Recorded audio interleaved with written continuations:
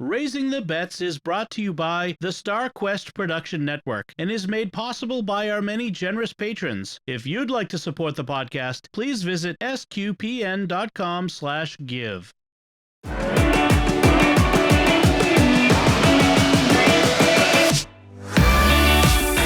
You're listening to Raising the Bets. We're a Catholic couple raising 5 kids outside of Boston. Join us as we share the joys and challenges of marriage, homeschool, and our adventures near and far as we make sense of the world and experience the best parts of our culture. I'm Don Bettinelli. And I'm Melanie Bettinelli. So it is Divine Mercy Sunday as we record this, and it's the end of the Easter octave. We have celebrated this completely, have we not? We have celebrated.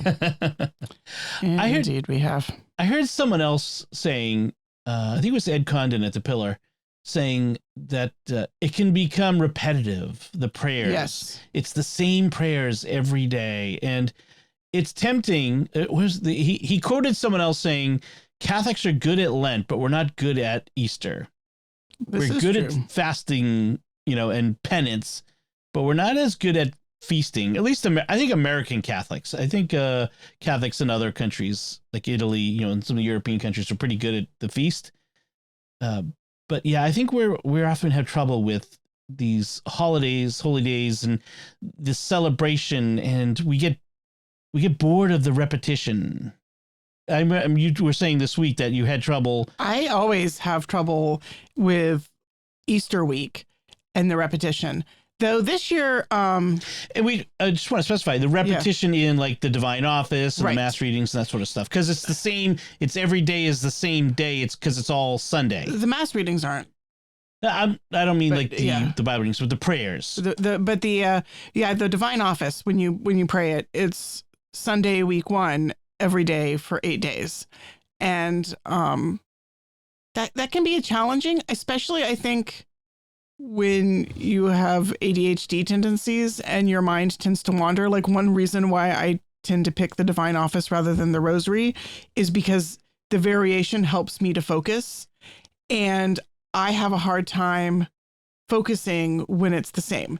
I have found that this year, actually listening to the Sing the Hours podcast has helped me, because he's actually varying the hymn most days, and he sometimes switches between Latin and English for some of the prayers, and he's using different psalm tones for some of the prayers. So even though it's the same prayers, they don't sound exactly the same every day. And I like that variation within it's sort of musical variation, like variations on a theme. Yeah. So I'm finding that helpful. And this year, my friend Erin and I decided to spend some time meditating on the Exultet during the entire Easter season. So this week we've been focusing on the first 3 stanzas. That's the prayer that the deacon intones at the Easter Vigil in praise of the Easter candle. Right. And that's been really, really delightful, just to spend some time looking at it. We're looking at it as a poem, as a prayer. We're looking at the Latin and as well as the English. And my friend Erin, who's kind of a language geek, is also bringing in what does the French do with this translation? And what does the Italian do? And so trying to sort of do a meditation on what is it that we're praying there at the vigil. It goes by, so it's beautiful, and it's one of my favorite prayers of the whole year. One of the best prayers, yeah. But it goes by pretty quickly at the vigil, and so really taking the time to really think about it and ponder it in a deeper way has been really nice as a Easter meditation. I'm hoping that it will last us at least through a good deal of the Easter season. That's awesome. I like that idea. I started praying the Rosary daily at the beginning of Lent as one of my new Lenten disciplines. I have not been a daily Rosary prayer before, for those reasons, because I find it hard to concentrate. And to be honest, I've begun having trouble concentrating and getting distracted, and my mind wanders. I start thinking about things I need to do. It's very hard for me to be quiet like that and focused. I suppose I've got ADHD tendencies too. I mean, it's any wonder that anyone in our culture has ADHD tendencies. So sometimes I'll use certain apps that provide extra prayers or like a verse, like a scriptural rosary to help me concentrate. I like to have images for each of the mysteries that I can meditate on, look at, that sort of thing. So, but I have to admit, there have been times where I stop in the middle of a rosary to write something down because the thought occurred to me and I don't want to forget it. I hope the Lord and Our Lady understand. Lord, you made me this way. That's kind of what I figure is, this is the brain that God gave me. And if it's distractible, well, then God meant me to pray with this brain and not with some other brain. Yeah. And therefore, I think that trying to work with who I am and find ways to pray and to be mindful is a challenge, but it's also kind of, I think it can become, if we stop fighting it and more to lean into it, God, who did you make me to be and how do you want me to be? It can be less frustrating. Well, and then just getting the thing out of my mind, I think I'm less distracted if I just write it down. If I pause and write it down and deal with it later, than if I worry that I'm going to forget while I'm trying to pray. Right. And I think that's just deal with. I just rather stop, deal with it, and move on. Which I guess is kind of a parent thing, right? Right. Children interrupt us all the time in the middle of whatever, and so you stop what you're doing, deal with it, and then get back to what you were doing. Right. I mean, as a parent, like that is what God is calling you to do at that moment, right? And if the thing that's like intruding in your thoughts is, part of your responsibilities, then I think maybe taking care of those is important. Right. And maybe that's, God reminding you to do something that you need to do. Yeah, possibly. So we'll keep working at it. And hopefully the Lord will lead us. There is, I think, more needs to be explored in this area, because there's not just one way to be a good, holy person. The stereotype of the quiet, contemplative, perfectly still, in church. I mean, so many saints weren't that way. Right. Well, Saint Therese actually, I think, might have had ADHD tendencies. Looking at some of her struggles, like she really struggled with prayer, with praying the rosary. And she said that sometimes she found the most fruitful prayer was just to say the Our Father really slowly, meditating on each word one at a time. And that sounds to me like somebody who's, who does struggle with distraction. And I just think of all the times where like the children of Fatima praying the rosary wrong. Like they weren't actually saying the Hail Marys. They were just saying the words Hail Mary. The words Hail Mary, Hail Mary, Hail Mary, Hail Mary, Hail Mary, Hail Mary, Our Father, Hail Mary, Hail Mary. And then the angel appeared and said, "Stop it." He didn't, but he did appear and correct them and teach them how to pray the rosary properly. And yet, at the same time, if they hadn't been praying it badly, would they have been open to the experience of the divine? Would they have been open to the mystery? They did get an apparition. Right. They did become saints.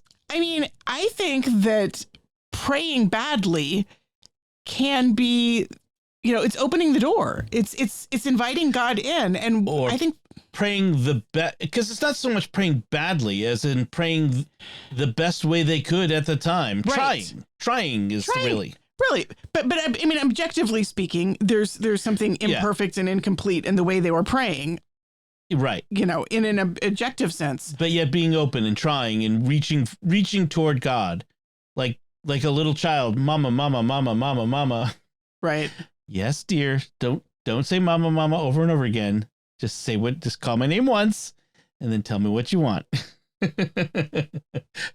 I've heard that conversation in this very house. All right, so let's talk about stuff we've been doing this week. On Friday, we knew we were going to have some wonderful weather. We had 2 days of basically summer-like weather in the middle of April, the beginning of April. And we knew that early in the week. We said, we've got to take a day. So I took a day off from work, mostly. I did do some work early and late on Friday. And we decided to we were trying to figure out what to do. Do we go into the city? Do we go to a museum?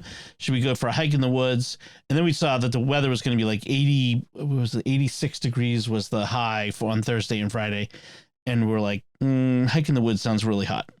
And I said, well, why don't we go down to the Cape Cod, and visit my dad's grave, which I haven't been to yet because I'll tell you where he is in a second. And then we could go to a beach afterward have a picnic lunch.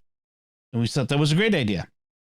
So my dad is buried at the Bourne National Military Cemetery, which is on the Joint Base Cape Cod military base in Bourne, Massachusetts. So it's just on the other side of the Cape Cod Canal on Cape Cod, obviously. And Cape Cod there's a canal that cuts it, that was built by the U.S. Army Corps of Engineers years ago, that basically turned the Cape into an island, and it's connected by several bridges. And it's about an hour away, right? A little bit over an hour maybe from here, and to get there. So we drove down, and we got to the place. There's a visitor center, and we went in. They have a little computer there where you can look up, the name, and then get a printed map to tell you how to find the grave. And because it's a really large place, and it's all of, like in most military cemeteries, it's not, the markers are not standing up like you see in images of, say, Arlington National Cemetery. They're just plaques, stone plaques on the ground, flat on the ground. And it's a big, beautiful pastoral place. And so the map directed us to where to go. And then we found my dad's marker, and we took a few moments to say a prayer and just to remember him. And then we actually took a few minutes to walk around looking at the others. And so all of the graves are sort of in chronological order of when the people died. They just kind of, you're next. And, one after the other, which is kind of interesting the way they do that.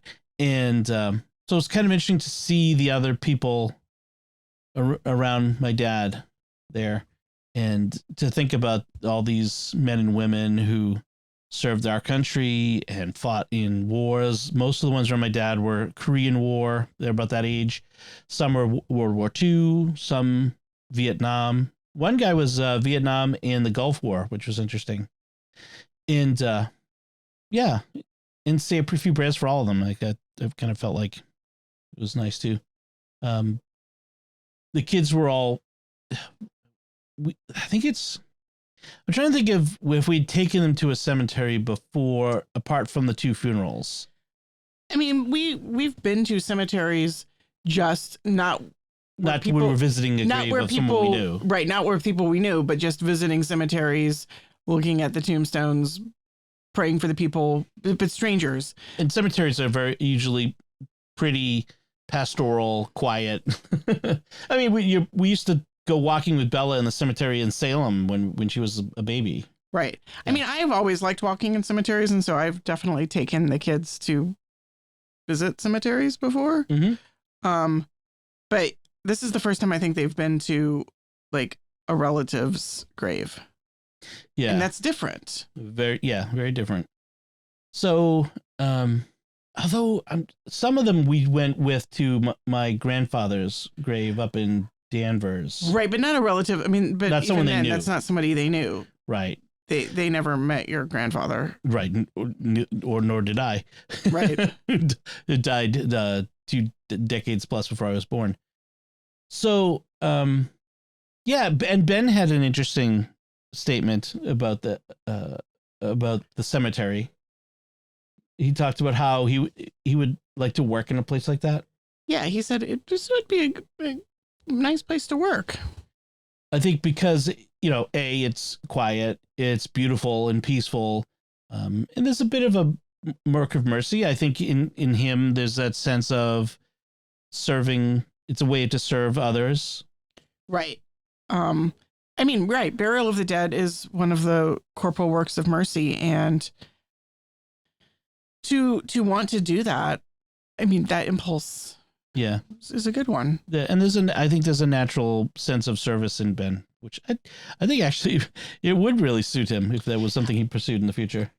I think, yeah, I could definitely see it. I was like, wow, I could really see that. It's, would be outdoors, and he likes physical labor.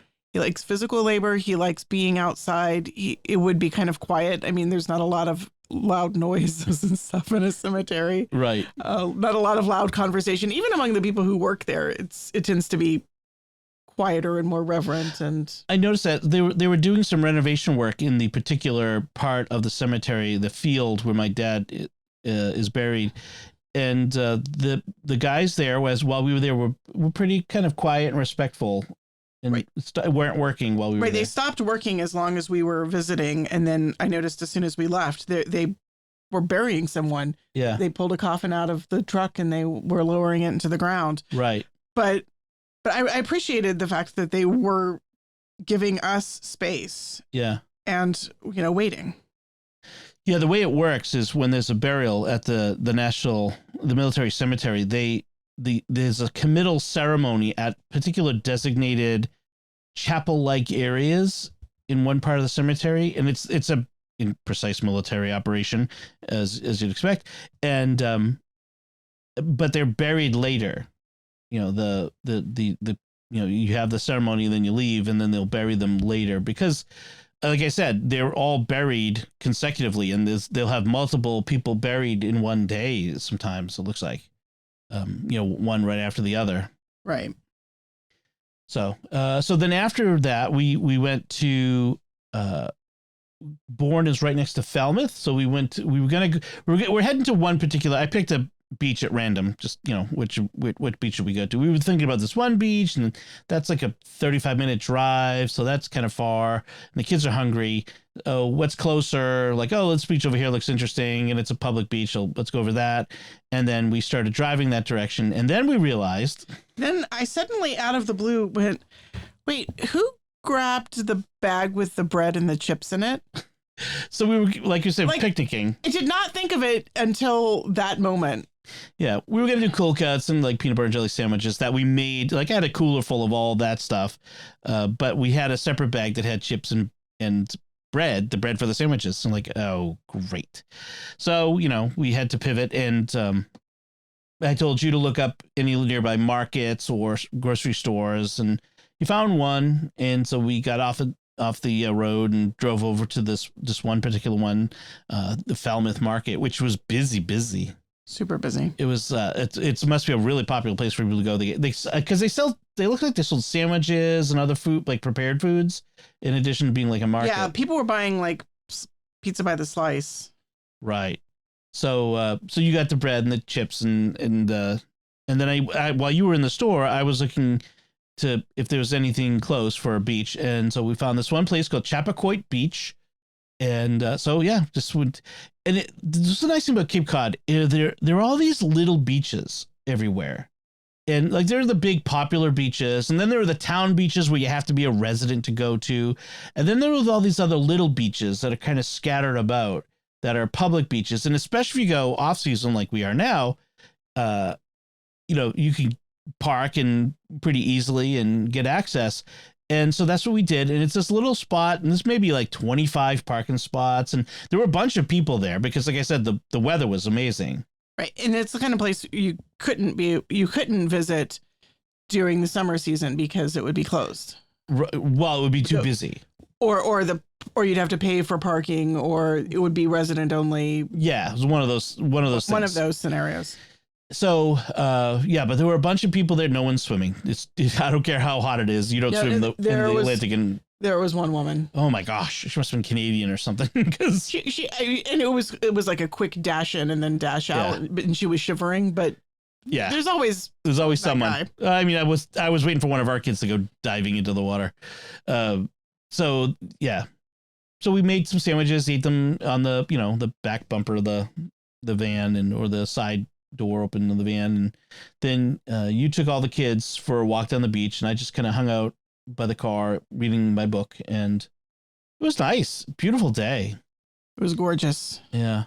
And it would have been hot here at our house, but it was nice and cool there. Yeah. It was, like I said, it was like 80s, mid 80s, high 80s here at our house, but down on the Cape 75 with a breeze. Perfect. That's why the Cape is so awesome. It's just like, even when it's hot elsewhere, it's just perfect weather there. So, so that was a really nice day. And then we got back, and our plan had been to make grilled pizzas. And I was like, I'm too tired. Let's just order pizza. We ordered pizza. After like a day of driving, I'm like, man, let's just order pizza. So that's what we did. So today, Sunday, Divine Mercy Sunday, was my family's get-together day for Easter. We didn't get together on Easter itself. I think I mentioned this last time. But because my brother and his wife were driving back from Georgia, they had gone down to visit with my nephew, and his wife, who he's in the Army, and he's deployed. In fact, he deployed yesterday with his unit for a year, 9 months, but practically speaking, probably a year, to Europe with his unit. He's with the 3rd Infantry Division. He's a Black Hawk pilot. And so he's over in Eastern Europe for the next 9 months or so. So they had gone down to help his wife pack up their apartment. She's going to move in with her parents up here while he's gone. And then they drove his pickup truck, my nephew's pickup truck, up here to keep up at my brother's house. So that was last week. So we decided, the whole family decided to have our get together at his house this week. We have a little potluck. So I made some wings, buffalo wings and soy sauce wings, and everybody brought something and we all shared, and it was really nice. And you had a pound cake we'll talk about in a bit, and the second of the 2 key lime pies you made last week, we took that out of the freezer and brought that. So it was really nice. Did a lot of talking. We talked at length about my 2 brothers and their families had gone to Rome 3 weeks ago. They had gone for a week. My brother's niece, my brother's daughter, my niece, all these relationships, keep them straight in my head. She's on her Rome semester at University of Dallas. So they all flew over to spend a week over there and visit with her. And it was my oldest brother, Bernie. It was his first trip to Rome. And my brother, John, has been there 12 times. So he was sort of the tour leader. Bernie's first time to Europe at all? Probably. Yeah, I think it was his first trip, across the ocean at all. Carol, his wife, is from Ireland, so not her first trip to Europe. But I think it was her first trip to Rome. But it sounded awesome. I mean, I've been to Rome twice, but the last time was 23 years ago. So quite a long time. So it sounded like a pretty awesome time. It was amazing, and all the food sounded great. I'm like, if I lived in Rome, I would get so fat, or at least fatter, because the food just sounds amazing.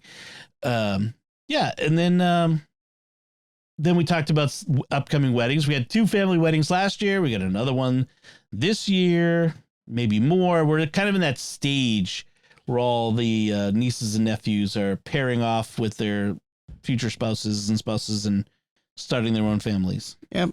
Yeah. Pretty nice. So, yeah. It felt very quiet, and it felt weird without your mom there. It was our first holiday without either of my parents. So, it was especially quiet without my dad. And, it was kind of weird to have. It was and the first time we'd all been together since the funeral. Right. We all been in the same place since the funeral. So it was, there was a few poignant moments of remembrance and tears. But in general, pretty happy gathering. It was a very nice time. I'm so glad we did that. So let's talk about some food that we've cooked, and let's talk about the pound cake you made, the cherry almond pound cake. So tell me about it. It was an attempt to combine 2 different recipes, and it was somewhat successful.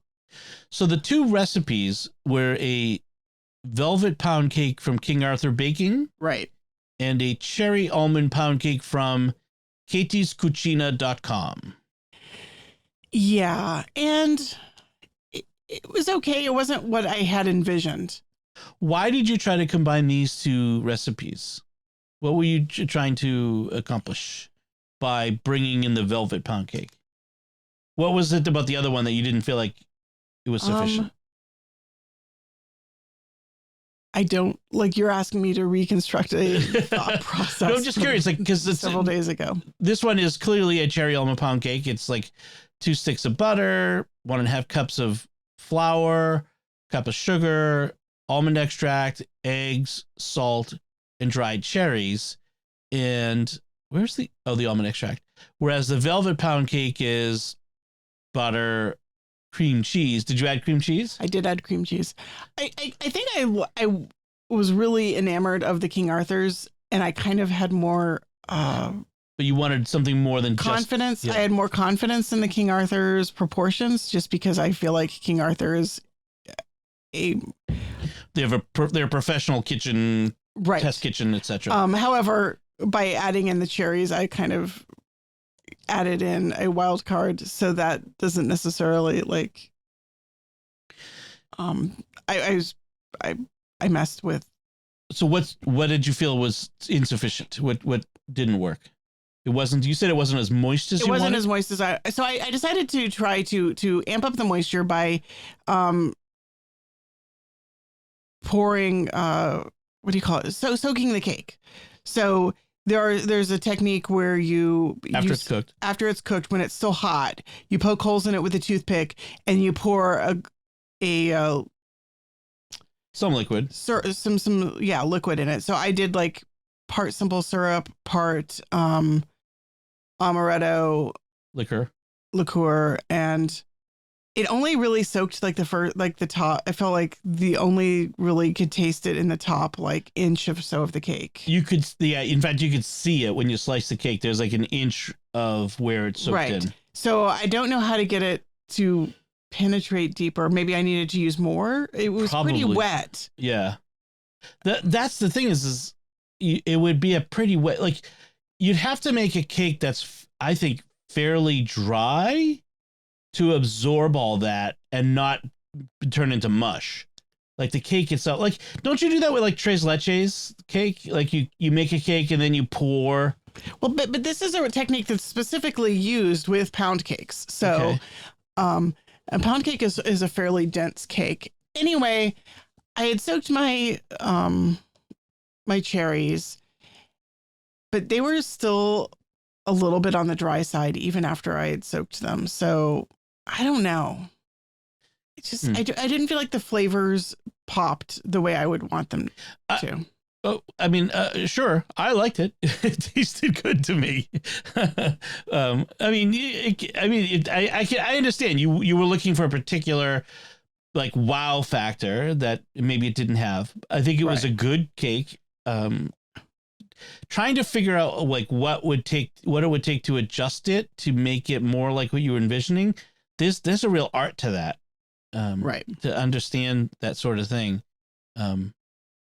But I mean, basically, with you, it sounds like what you did was take the velvet pound cake recipe from King Arthur and added the soaked dried cherries to it. Right. And then did this liquid pouring over the liquid thing, soaking the pound cake thing. But I wonder and then I added a glaze on top. Yes. I wonder if you need to like just drown it kind of. Probably. Yeah. I could see like being kind of wary of overdoing it because, like I said, you don't want to turn to mush. Right. Yeah. Exactly. I don't know. I mean, it was a fun experiment, and I want to try to find something more. Anyway. Yeah. Well, hey, I will gladly encourage you to make more pound cake. I wonder if you can make a lemon pound cake with limoncello. Ooh, that sounds good. Your brother John had some, speaking of limoncello, had some really good limoncello. Right. That he brought back from Italy. I tell you, like bad limoncello is sort of like cough syrup, like lemon cough syrup. Good limoncello is like, I don't know, like melted lemon gelato. It can be really good and really dangerously good. It almost tastes like lemon pudding. Like it had that real lemon kick. I know like there's a way to make your own at home by, getting, grain alcohol or whatever and putting lemon zest in it and all this sort of stuff. But that just feels that I think would come out too harsh. I'd rather just buy really good lemon jello, keep it in the freezer is the best part because it makes it all kind of thick and cold and yum. In the summer, having a nice limoncello on a hot day. Oh man, that's just really good. So, all right, let's talk about some things we've watched. We forgot to talk last week. Oh, by the way, I do want to mention we got some feedback from one of our listeners who recommended that we try to make America's Test Kitchen's sour orange pie. So we will have to try to make that sometime because it does sound really good. It's almost like a key lime pie, except with orange, and because it uses sweetened condensed milk in a crust. But you use orange juice concentrate and lemon zest, orange zest. So it sounds really good. So we'll have to give that a try. So thanks for that recommendation. All right. So yes, last week we forgot to talk about The Mandalorian episode 6, and we've since watched episode 7 as well. So let's briefly talk about those. Episode 6, they went to the Epcot planet where they ran into Jack Black and Lizzo and Christopher Lloyd. You could put it like that and totally like ruin everything that was awesome about that episode, but sure. I think that makes it sound pretty awesome, actually. It was a fun episode. It was a fun episode. It's sort of like a little bit of a buddy cop interlude for Mando and Bo-Katan. Mando and Bo-Katan go on a side quest. Yeah. You had me at droids. It was a fun episode. I really liked it. It was just sort of so you have a task to do in order to get to the next part of the thing that you want to do. It felt a little video gamey. Yeah. Yeah. And then, with the ending, I don't think I want to spoil it, but there was a bit of a end action scene where a big plot point got resolved or at least taken to the next level. That was pretty cool. That was a cool scene. Yeah. And then episode 7, oh my gosh, like the twist. There was some good twists there. So it's the penultimate episode. So episode 8 is the final episode of the season. So they really put our heroes into the grinder in episode 7. Some unexpected turns, some revelations. Yeah. Oh, I gotta mention IG-12. Grogu is now driving his own assassin droid, which is awesome. I can't wait for that toy to come out. No kidding. This is the way. And so I mean, The Mandalorian episode 7, heading up to the finale has got us on a cliffhanger. So what happens next? It's taken our heroes into a bad place. How do they get out of it? This is going to be an interesting episode coming up. And I wonder how much of a cliffhanger they're going to leave us on for the season, or if we're going to have a resolution. Oh, man. There's so many different ways that it could go, and I am pretty sure I have no idea what's going to happen next. Right. Well, I have because I don't know how much longer this series is going to go on for either. Is it, are we even going to get another season? We're going to get 2 more seasons? They've already talked about a movie that wraps up the whole Mando verse, the Boba Fett, Mandalorian, the Ahsoka series, which is only just starting. It's going to be interesting. That's probably a few years down the road. So we also finally watched Black Panther: Wakanda Forever, the Black Panther sequel movie. We got to watch that on Disney Plus as well the other night. And what'd you think of that one?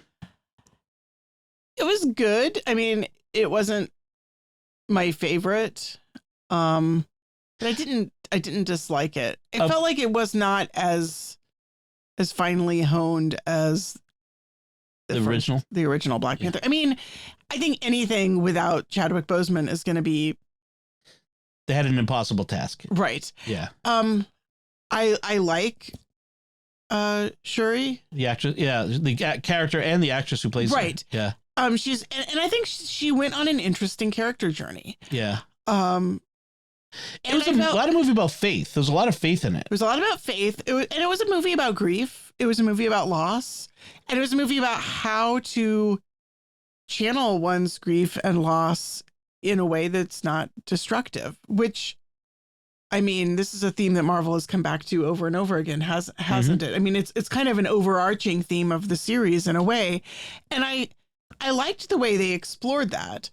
I was not as fond of the antagonist, in that I felt like they set up an antagonist who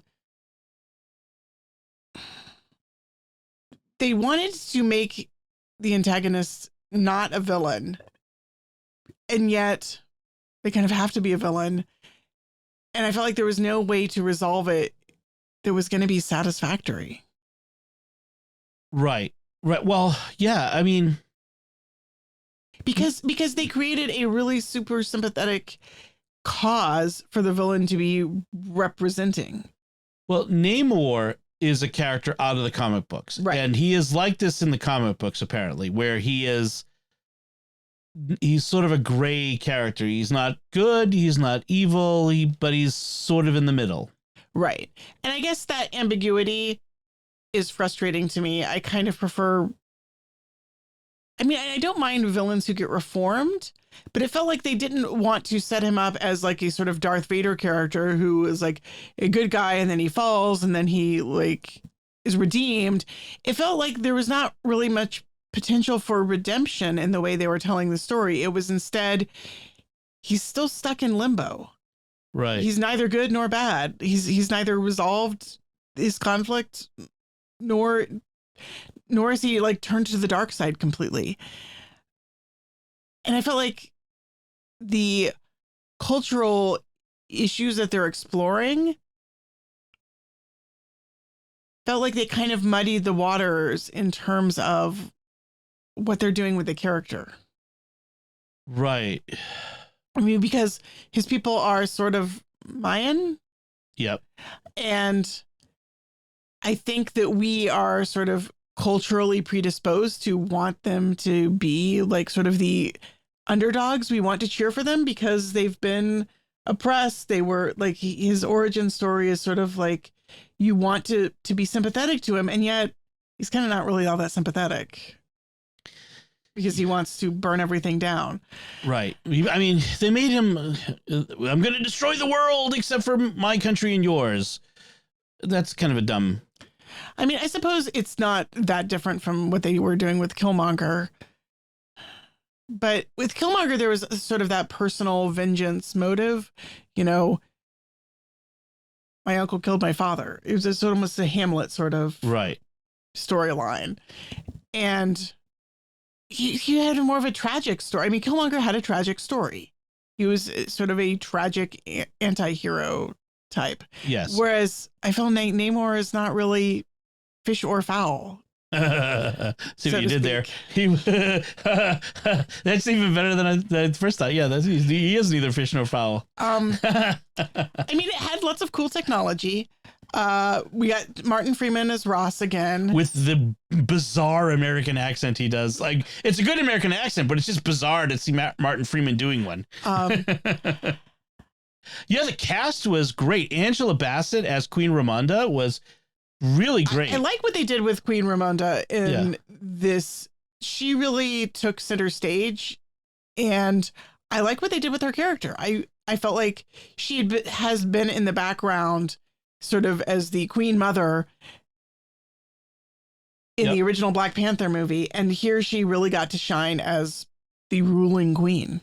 And she was strong and forthright, and also a concerned mother for her daughter, who, like I mentioned, there's like themes of faith, because Shuri is a materialist. She does not believe in an afterlife. She doesn't believe in the spiritual realm and spiritual life, and so and thus, and the ancestors and contact with the ancestors is a huge part of the Wakandan culture and belief. And so that is a big problem that has to be resolved for her before she can move on. So that was a really good element in this, is like this concept of grief and denial and faith. Although that was another place where I wasn't 100% satisfied with how they resolved it at the end. They didn't actually really deal with it. No, they didn't really deal with whether or not she changed her mind, yeah, or she came to belief. And in a way, I think that the writers were a little bit stuck, because the person she most needed to see in the afterlife is someone that they can't show her. They can't do that. All they could show. They can't show her Chadwick Boseman. Right. She couldn't have a conversation with Chadwick Boseman because he's gone. And therefore, all they could do was show some flashbacks. And yet, because they're flashbacks and not a one-on-one encounter in the same way that T'Challa met T'Chaka in the Black Panther, there's that lack of that encounter. Well, she has another encounter, which, well, okay, isn't the resolution that she needs in the end to become a whole person. It's a different kind of encounter. Right. And I feel like maybe they're just setting it up for she still has more journey to go, and she's still, not everything needs to be resolved in one movie, as we've seen. Like Tony Stark's character dilemmas weren't resolved in the first or the second Iron Man movie, and even the third Iron Man movie didn't completely resolve it. He didn't really reach the end of his character arc until the end of his character arc until Endgame. Yeah.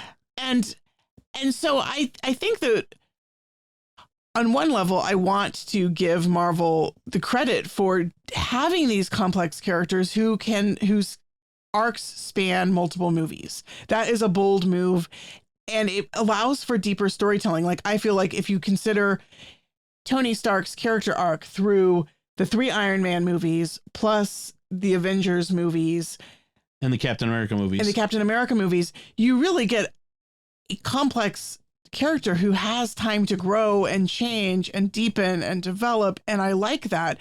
And I'm sad that they didn't get a chance to do that with Black Panther. Yeah. And therefore, I think that this movie could only be a movie about the grief that they didn't have the chance to have that kind of story. There's a lot of grief in this story, and it in some ways it kind of weighs the movie down, but it's a story that had to be told because the beloved actor Chadwick Boseman, who is just so great in the role, died. I mean, this is what you'd have to do with like Thor if, God forbid, something happened to Chris Hemsworth. Like, you'd have to have a movie dealing with, you can't just ignore the fact that he's gone or just replace the actor. Right. You can't just recast it. So, you had to do something. So, and of all the things they could have done, this was okay. I mean, they could have done a different villain and a different situation they had to deal with. I'm glad there was a villain and not just them dealing with their grief. It would have been way too heavy then. Right. It's a superhero movie. It needs a superhero. Yeah. I think I would have been happier with a different villain, maybe a different story, but for what it was, I liked it. Another character I really liked in this one was M'Baku. He has changed so much from that first Black Panther movie. Oh my gosh, yes. I really do like talking about characters who've had time to grow and change. M'Baku has really gone on a great journey, and I like what they did with him here. I felt like he has matured and become more of a statesman in a sense. Yeah. An advisor and counselor. I mean, certainly not an elder yet. Right. There were the elders, and he's not quite an elder, but he's definitely a mature person, mature leader. Yeah. Where he was very immature in the first movie. Right. He's sort of power hungry or deliberately whatever. So. Yeah. But in this, he was a little bit more cautious, conservative, reserved. And he has a sort of a gravitas that he's acquired, and I like that. That's very true. Also, they've kind of explained where Nakia has been. Nakia was the love interest for Black Panther for T'Challa in the first movie, then kind of disappeared after that in the subsequent appearances of the Black Panther and the Avengers and that sort of stuff. Where you think, oh, she should be there. Where is she? And then she's come back, and then we eventually get an explanation for where she where she's been and why she's been gone, which was kind of a nice moment.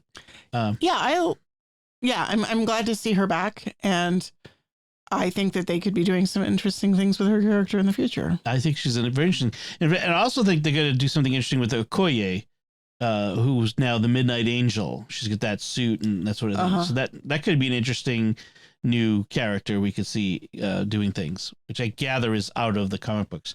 Also, we got a little bit more of the Contessa Valentina, played by Julie Louis-Dreyfus.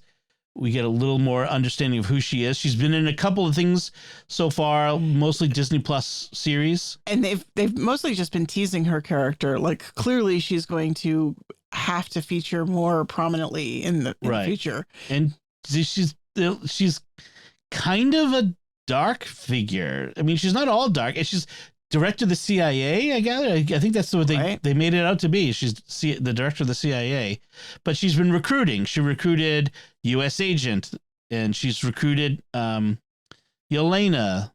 from the Black Widows, and she's been recruiting and picking and putting things together. It'll be curious to see where all that is going. I'm sure they're working. They've got a plan that they're developing, I'm sure. So, Black Panther. So, in general, I would say it's the best of this Marvel phase movies, but that's a pretty low bar because I didn't really love Thor: Love and Thunder. I didn't love Multiverse of Madness. What was the other one I didn't love for movies? I'm trying to remember. I haven't seen the Ant-Man Quantumania yet. We'll wait till that gets on Disney Plus. But I haven't heard great things about that, so I'm gonna wait on that. And then the various series. The best one of those was the Loki series. But I liked Falcon and the Winter Soldier. I really liked Falcon and Winter Soldier, and I liked WandaVision. And WandaVision, yeah. And I loved Hawkeye. Yes. So I mean, the series I think so far in this and Ms. Marvel. I think so far in this phase, the series have definitely been much more my favorites than the movies. Agreed. I think that the stories have been, it's been better storytelling in the series than the movies. And maybe it's just, I'm more interested in the kind of stories that can develop over 8 hours. Yeah. 10 hours. Yeah, I agree. So I just want to quickly follow up on two things I've talked about before, two series that I mentioned that I was watching. The Ark, I don't know if I'm going to keep watching it.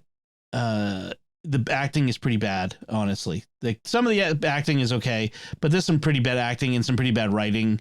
And it's very frustrating to watch now because it's just so tortured. And it's just kind of boring because we're just on board these ships in space and running around corridors, and that's kind of all it is. And I don't know. And they contrive these situations and solutions that are just not believable, and just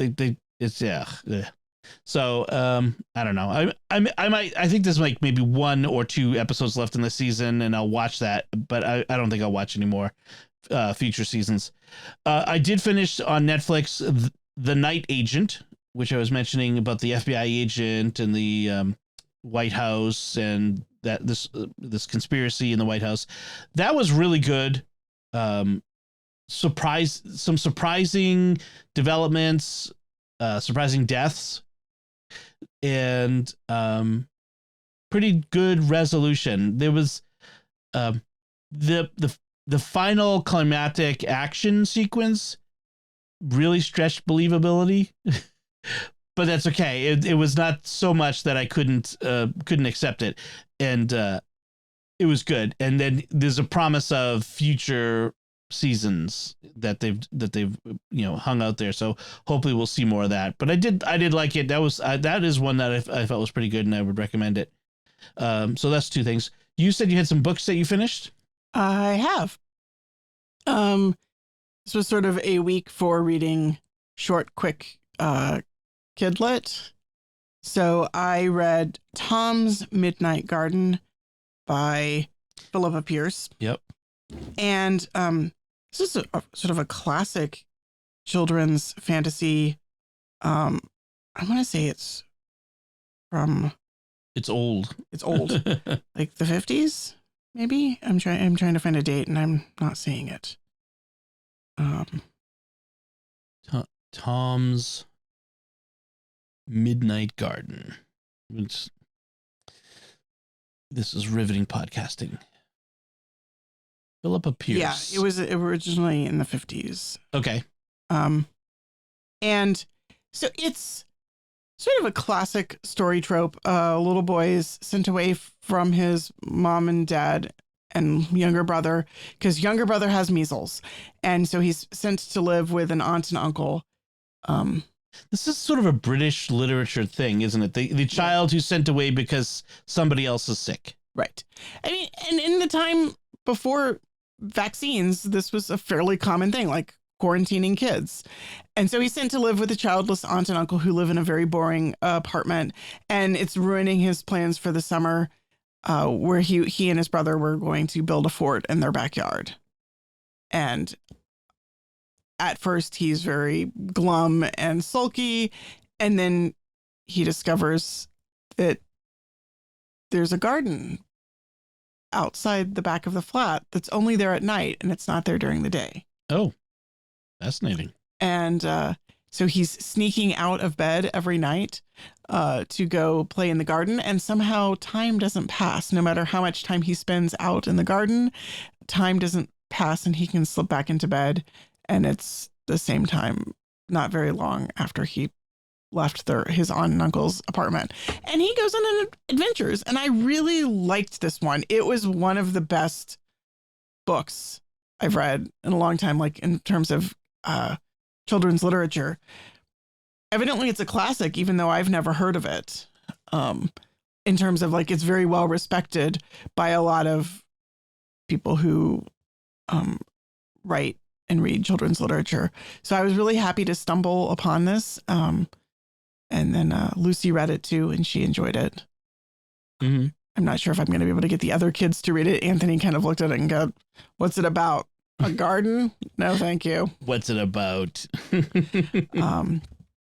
But I enjoyed it a lot. It was a little bit darker than I expected in terms of the way that the story played out. It gets into some like grief and nothing really super dark. It's a kid's book, but it wasn't all completely happy and sunny, and I liked that. And then I also read The Whispering Nights by Penelope Lively. Penelope Lively. Yep. Yeah. Philippa Pierce and Penelope Lively. The two names are like bumping around in my head, and I can't get them straight. And this is another kid's book. I want to say it's from either the 60s or 70s, so a little bit later. And it reminded me a bit of Susan Cooper's Over Sea Under Stone. And I'm not sure which one influenced which, but there's a lot of similar resonances. Anyway, the story opens with 3 children who have attempted to gather the ingredients for the witch's spell from Macbeth. So they put all the ingredients or the things as close as they can get to the ingredients, because some of them are kind of hard to source. Like Eye of Newt. Yes. Like for the toe of frog, they find some canned frog's legs and throw them into the cauldron, and they get toes on them, I guess. And the tongue of dog is like the tongue from somebody's stuffed animal. So there's some like, and I think at a couple points they have to use drawings of certain ingredients, and they just like, it's close enough. But of course, it's one of those stories like you mess with things like that, and what if something comes when you call? Don't mess with the occult, kids. Right. And it was a very short book, but something comes. Something wicked this way comes. Something wicked this way comes, and then they have to fight it. And it's one of those stories where they have an elderly person who is advising them, but who doesn't really personally get involved to a great degree. And in this case, it's an older woman who has been letting them play in her barn. And it involves some standing stones and a lot of classic tropes. And I liked it. It was a fun little adventure story. It was not, I mean, it was like, read it in an afternoon. Okay. It had some deliciously creepy moments. Mm. And a overall, nice story. They also have to save the town from the encroaching developers who want to, bring the highway through their little cozy English village. So there's a little bit of the, yeah, fighting the evil from the past, but also both supernatural and natural evils. And the natural evil. Yeah. And I liked that. So good. Those were my 2 books for the week. Awesome. I am still working my way through an excellent history book called Armageddon about the World War II in North Africa, specifically from Operation Torch, which the Americans' landings there, all the way through the Italian campaign up the Italian peninsula, by Rick Atkinson, called An Army at Dawn. It's a Pulitzer Prize winning book, and I think we both agree it is very well written. This is the one we were talking about, how the prose is so well done. I haven't read it, but Bella has read me a couple of excerpts, and what she's read, I was like, wow, that's really well written. Yeah, there's some really good stuff. So Bella and I are reading at the same time, although she's doing the thing that you do, which is like her bookmark stalks me through the book and then passes me, and she's finished the book long before I finish it. But she's also highlighting stuff as I go, and I'm like, wait, those aren't my highlights. So because she's on my Kindle account. It just was easier back in the day to just put them on my Kindle account. I know that means that they can read any books that are in our library, but frankly, I look at that as they could do that with real books on our shelves. So it doesn't bother me so much. I kind of sometimes wish that we had a separate account that they couldn't read. There have been a few books that I've sort of gone, well, do I want to check that out? Do I want the kids to have access to it? Maybe not. I suppose. I mean, we've told them, like, look, don't just read anything that's in there.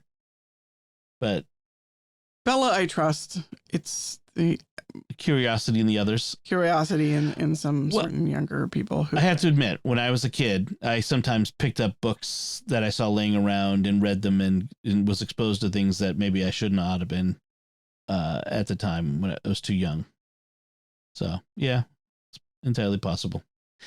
So that's what we've been reading and watching. Let's talk a bit about Divine Mercy Sunday and the readings for today.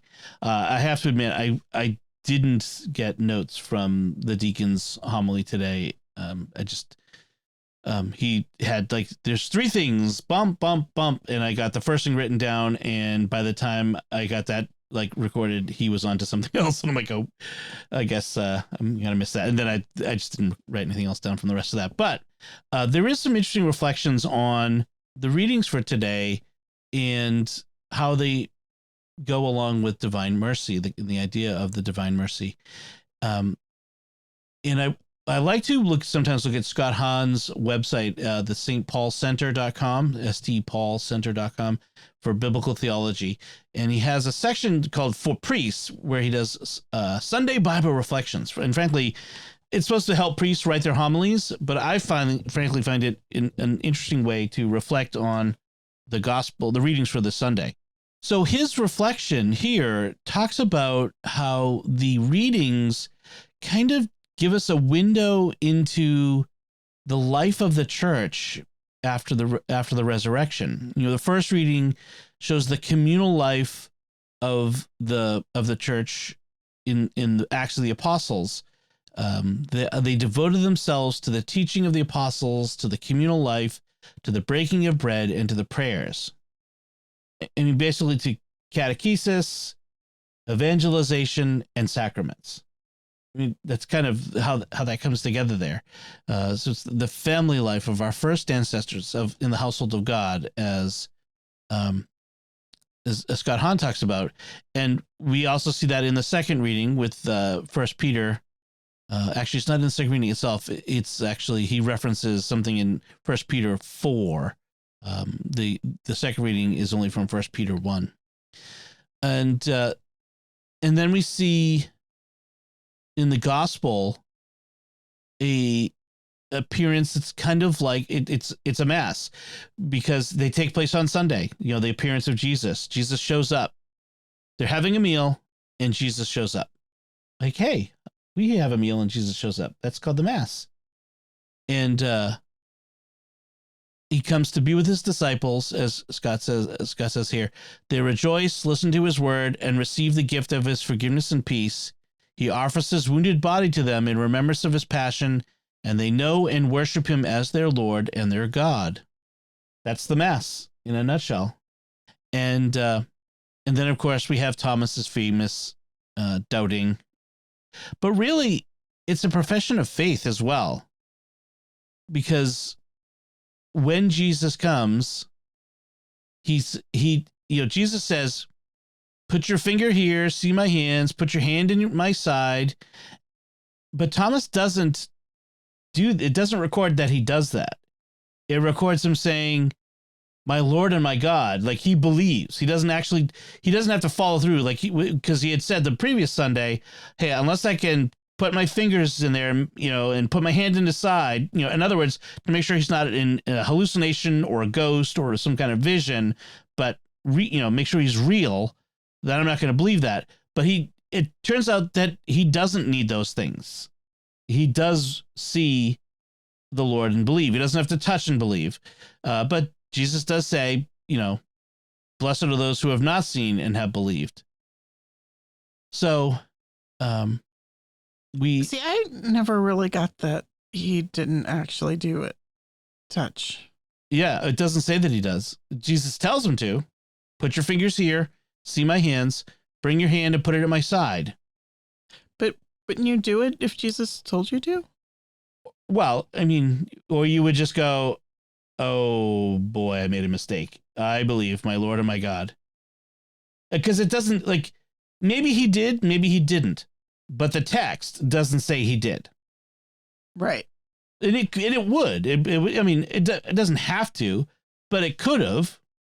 So Thomas did touch the wounds and put his hand in his side and said to him, my Lord and my God. Like, that would fit in easily there if that was what John wanted to write. But John didn't put that.